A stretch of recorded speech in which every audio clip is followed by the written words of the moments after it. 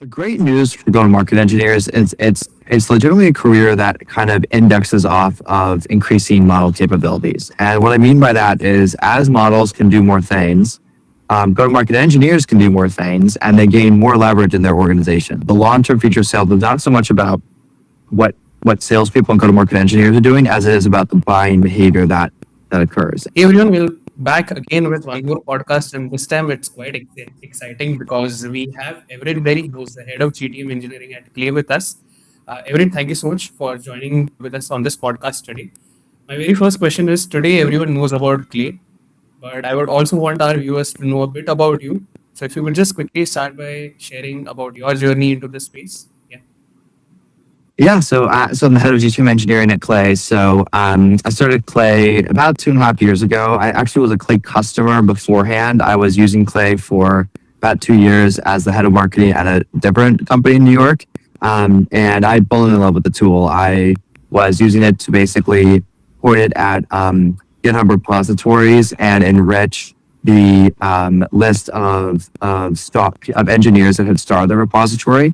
And I was doing this because I was working at a cloud wealth management company, and we sold Kubernetes cost management or AWS cost management solutions. So I'd find those repositories on GitHub, find the engineers and thus the companies that were using those technologies, find the engineering leaders at those companies, write a message for them, and then sequence it through SalesLoft, which is a sequencer that our salespeople use. And so got an early version of like automated outbound, but I absolutely fell in love with Clay. It was my favorite thing to do at that for a company. And then one day, one of Clay's co-founders reached out and wanted to get coffee, and I was like, great, let's talk about like features, and I need more credits and things like that. And he was actually it turned into a job interview. So yeah, I joined the company about 2.5 years ago to kind of build our first sales team, which I worked on for about 18 months. And then this year, I've been kind of helping our strategic customers in different ways and just sort of like, evangelizing GTM engineering and stuff like that. And then also lately I've been working on our AI productivity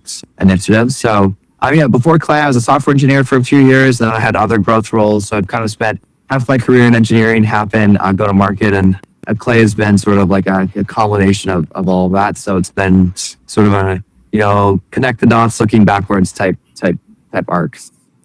That's really great. I actually wanted to also know a bit about, like, say, you guys are the one who actually coined the term GTM engineering. That's it started with Clay. That's what I can say. Before that, it was all that okay. There is marketing, there is RevOps, there is sales ops, but you consolidated that, brought it into GTM engineering. So the very first question also comes on that line is, as Clay, how frequently do you work on your GTM strategy? How frequently do you change it? What are the different types of things you guys are doing today? Yeah, all the time. We probably make, adjustments to it in different cadences. So, every 6 months we might make like a major adjustment to it.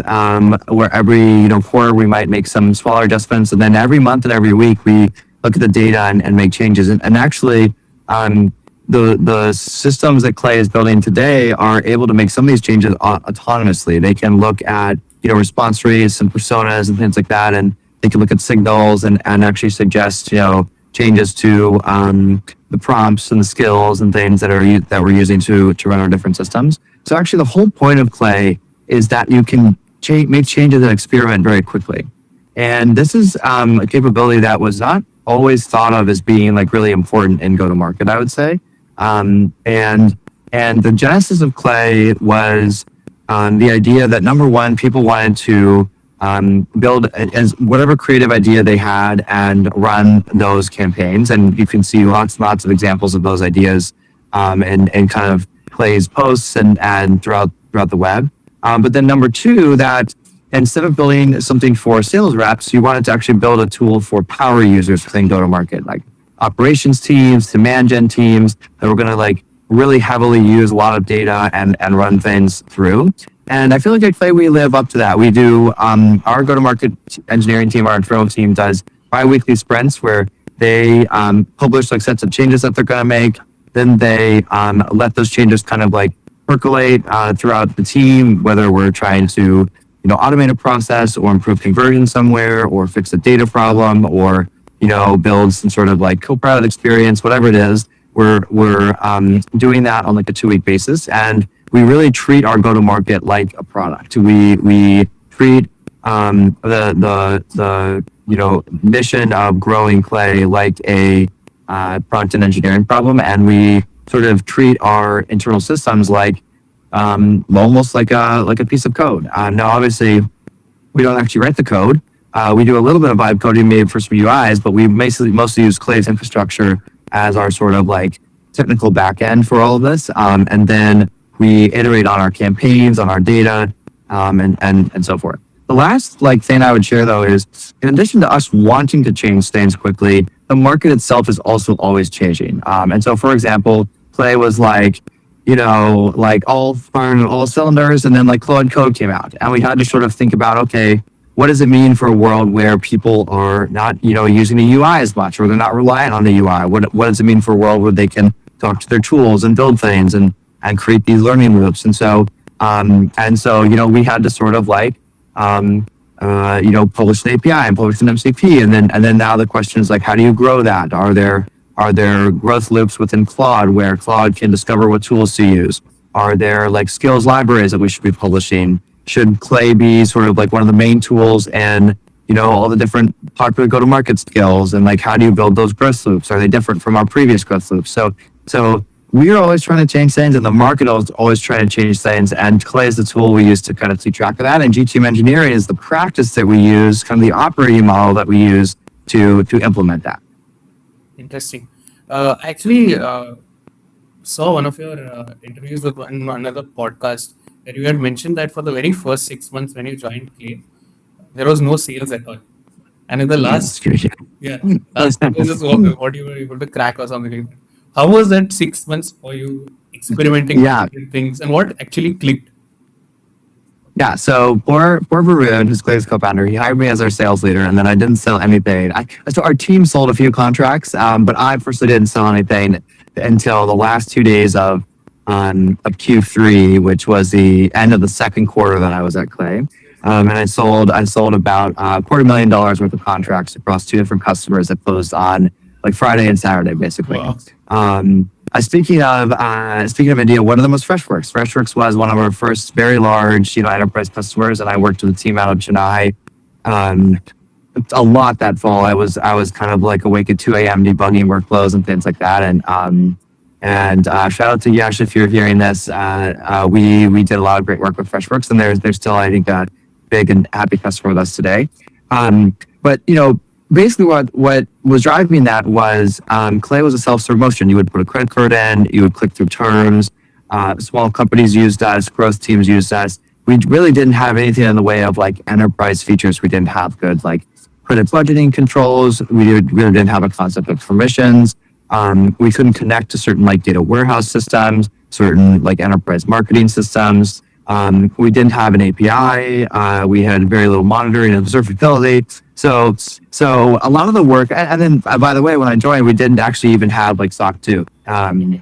So we didn't have some of the compliance and security things that we needed. So while a lot of the work initially was trying to figure out how to sell Clay, and that was a solving problem, we made some pricing changes.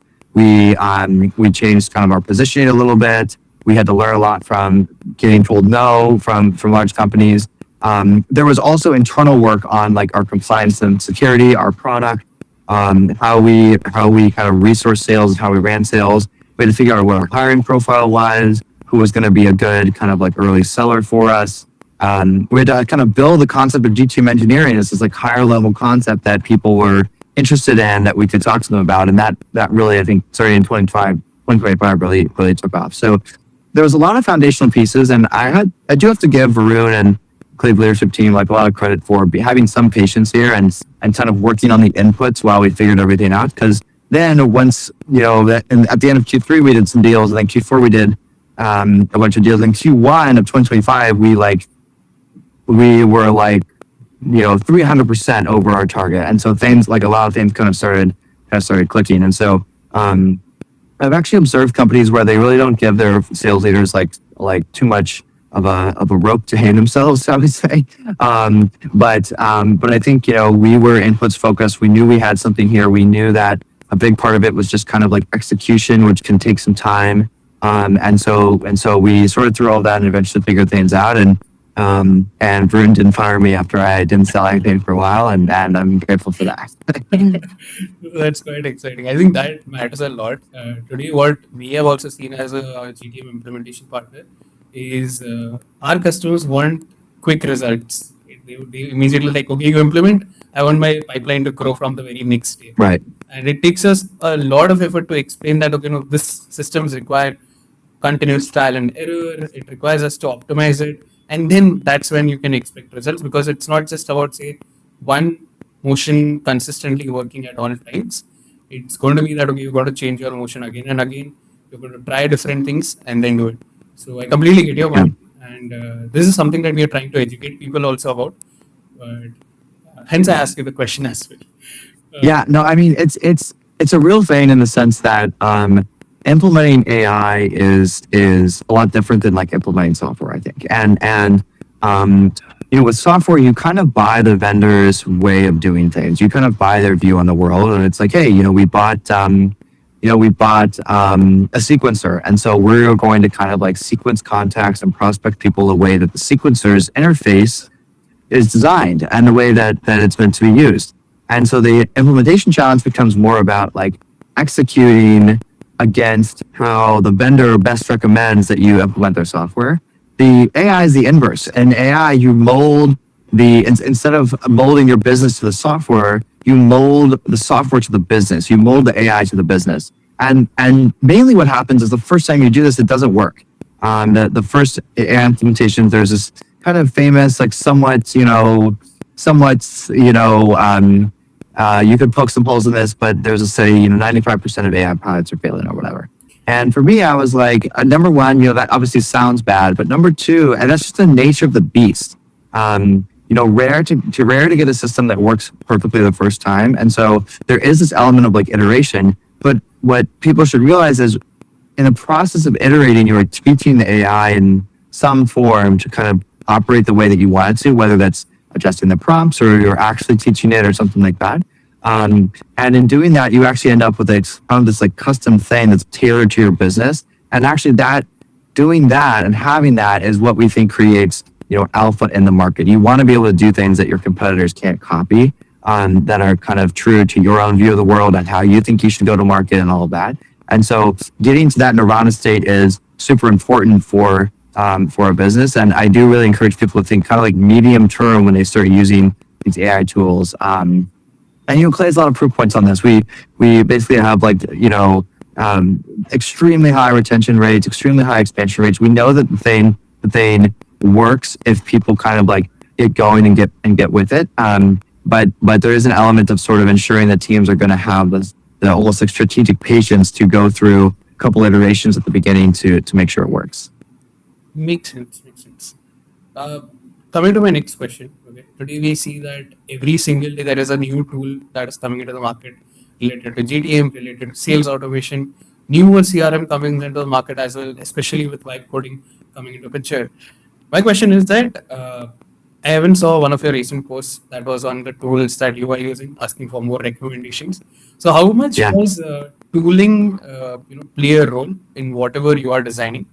And how frequently do you keep on, say, changing your tech stack or keep on adding more tools to it? Follow-up question on that. Yeah. A follow-up question just to add on over here is, for any company that is investing in tools, what is the ROI mindset they should have? Yeah. So, I think what was interesting about my post and sort of news to me when you lay it all out is, most of our stack is bought. We are building a lot of stuff internally, but I think our approach to it is you want to build stuff internally that gives you a unique advantage that you can't just buy from a vendor. And so, for example, people that are discussing like vibe coding a CRM, it's hard for me to understand how that gives you a unique advantage versus others. Maybe you have slightly more custom objects, or you have kind of like some automation inside of that, but you can also get that by buying Salesforce and Clay, or buying tools to do that. So for us, when we think about the role of tools, we look for pieces that of the stack that we want to have that we know are important. That we that doesn't there's no advantage in us doing that ourselves. And you'd be surprised at like some of the pieces of our stack that we don't see that we kind of see in that view. You know, for example, we have life cycle marketing software, even though we have a sequencer. We have Snowflake and Segment and Fivetran, even though we have audiences. So we think very carefully about what are hard problems that other vendors have solved that we can just harness and leverage their learnings on. And then there's some things like the way we do pricing, the way we enable our reps, the way we do prospecting that we feel are we want to control the end-to-end system there because we feel we have unique advantages or things that are special to us as a company that we want to make sure are like perfectly reflected in the end system that we use. So I'm actually a big fan of this mantra of like build on Clay, which is to say like a lot of companies will buy Clay for the infrastructure that it has, and then they will build custom stuff on top of it. Yeah. And we think that's the right approach, but we think that's also a different approach than people have been taking at least up through maybe last year and go to market where you would have like a stack that you would purchase at the like your sequencer, your CRM, and all these things, and you would sort of like implement the stack according to the vendor's recommendations. But then when you do that, you kind of end up with a motion that looks like what other companies are also doing there. And that's not a place you want to be. You want to be able to sort of like have some unique things that you're doing that the other companies can't replicate. And that's how we look at building versus buying. Nice, interesting. And the second question was on how to say if that is a perspective on Clay, but for any other company that is planning to invest in tools, okay, say they have their current stack, they are looking to change also. What's the sort of ROI mindset they should have? I mean, generally, you want to be able to credibly talk about like a 5x or maybe a 10x in the best case kind of ROI, where you can say, okay, if I put $1 million into the software, am I going to get $10 million of revenue out of it? Um, and that's important because the ROI of a tool is not just the cost of the tool; it's the implementation around it. It's the operational management of it. It's the fact that the tool probably doesn't do exactly everything that you want it to do, and you need to maybe add some layers on top. And then there's kind of the situation we talked about at the beginning where things are always changing, and so you want to be able to ensure that you're not kind of like committing yourself to a path that doesn't actually results in you being kind of locked into a certain way of doing things if the market were to shift or if the needs of the business were to change. So you look for like a 5 to 10x ROI that you could reasonably calculate. And I would say some tools it's easier to do that than others, but you would generally try to go through that exercise. And then when I look at things, I say, hey, like let's take some different scenarios of what's going to happen in a year or 2 years, which is doubly hard to do today because model capabilities are improving so fast. And you say, if these scenarios were to occur, would this tool still kind of support us in what we wanted to do here? And obviously, there you're making like guesses and you're not quite sure, but even going through that exercise is often helpful to sort of develop more of a thesis on what you're purchasing and why, or what you're building and why. And if you do those things, generally my litmus test would be you can kind of stand in front of the CEO or board member and give like a rock solid justification for why we're doing things this way. Sometimes you end up in a place where you can't do that, and that is a hint that you should go back and maybe rethink some decisions that you've made, or maybe plan for other options in the future. So, thank you so much for that answer. Quite interesting take on it. Next question is something that I knew you wanted to speak on, and this is for folks who are just transitioning into the GTM engineering role, or who are looking at, say, building a career out of it. Where do you see AI or agentic AI play a role in, say, developing a career in as a GTM engineer? That's one part of it. And if there is anything else from a perspective of where sales is going to be in the next 2 years, I won't say 5 years, 10 years, because it's rapidly changing over the last Yeah, it's 10 not the years. Tim's. Yeah. So, what about the next? Say, what's the next thing that's coming up? Yeah. So the great news for go-to-market engineers is it's legitimately a career that kind of indexes off of increasing model capabilities. And what I mean by that is, as models can do more things, go-to-market engineers can do more things, and they gain more leverage in their organization. So, a classic example of this would be sequencing, where in the beginning, models could write maybe a compelling sentence or a snippet of a message. Then they could write a whole message. Then they could write a whole sequence. Now models can make decisions about what types of sequences to send and what types of campaigns to run. And so, as that's been happening, the the type of thing that a go-to-market engineer can do has been increasing. Now, a go-to-market engineer with a fully deployed system can operate, dozens of simultaneous campaigns with the help of agents, and technically they can do the work of like hundreds of people that were maybe doing that before. So, that is great news for go-to-market engineers. It basically means you're kind of like marked safe from AI. Um, and it's similar, I think, to software engineering, where although models have been able to get to a point where they're writing most of the code in a lot of companies now, software engineers are even more in demand than they were before, because now they can do so many more things. They can write so much more code. They can automate so many more things. Go-to-market engineering is very similar to that. On the sales side, there's a lot of interesting features that could happen.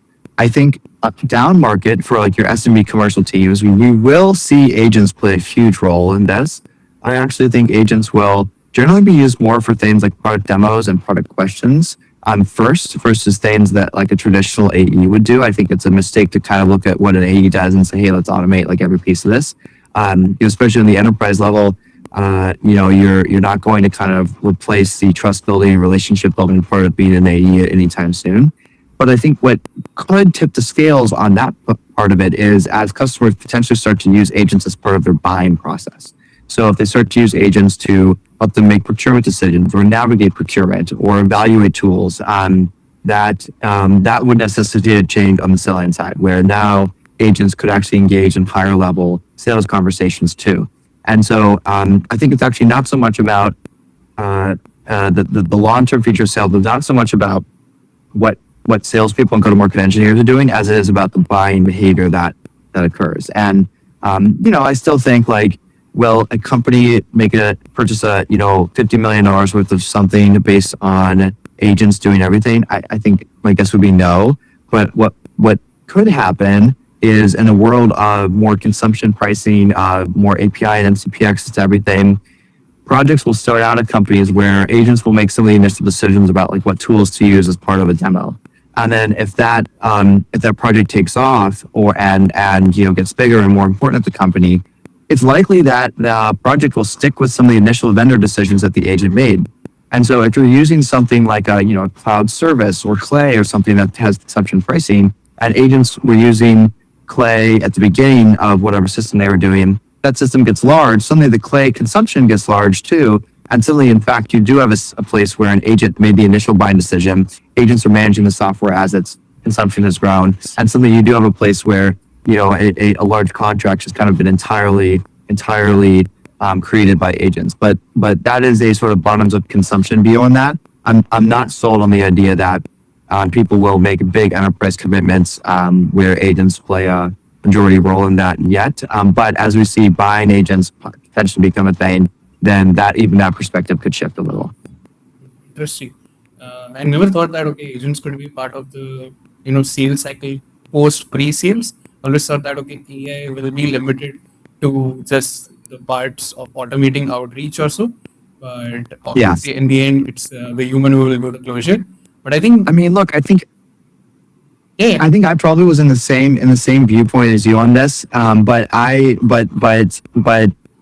you just look at where models are today, where they are so much more goal oriented and task oriented, and you would kind of chart a future where potentially, if I'm an executive at some company, I want to accomplish something. The first thing I do is I talk to my agent about how to do that, and actually the agent can maybe even orchestrate other resources in order to do that.